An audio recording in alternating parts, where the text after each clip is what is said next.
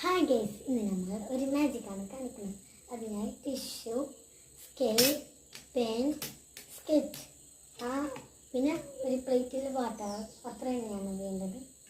ആദ്യം ടിഷ്യൂ ചെറിയ ചെറിയ കഷ്ണമായി മുറിക്കാം.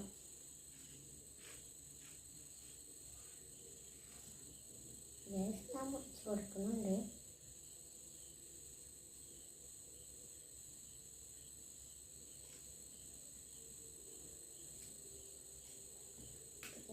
മുറിക്കാം.